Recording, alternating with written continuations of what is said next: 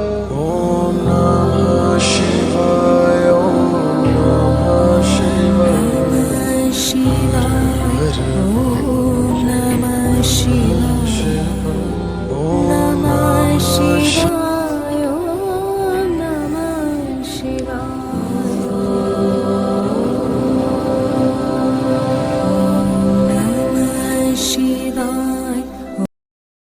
कक्षा के छात्र महाशिवरात्रि के पावन अवसर पर लिंगाष्टकम बोले जा रहे हैं।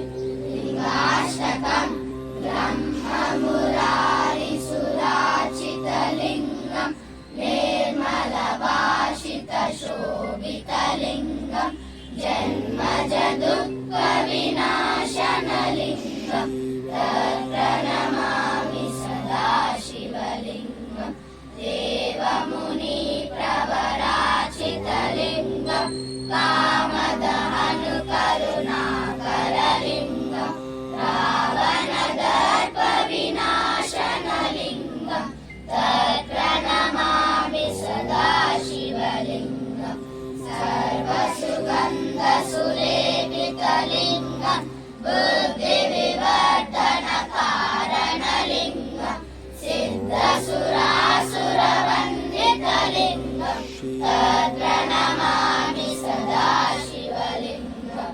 कनकमहामणिभूषितलिंगं फणिपतिवेशितशोभितलिंगं दक्षसुयज्ञविनाशनलिंगं तत्प्रणमामि सदा शिवलिंगं कुङ्कुमचन्दनलेपितलिंगं पङ्कजहारसुशोभितलिंगं सञ्चितपापविनाशनलिंगं तत्प्रणमामि सदा शिवलिंगं देवगणाचितसेवितलिंगं भावैर्भक्तिभिरेव च लिंगं दिनकरकोटिप्रभाकरलिंगं तत्प्रणमामि सदा शिवलिंगम् अष्टदलोपरिवेशितलिंगं सर्वसमुद्भवकारणलिंगम् अष्टदरिद्रविनाशनलिंगं तत्प्रणमामि सदा शिवलिंगम् सुरगुरुसुरवरपूजितलिंगं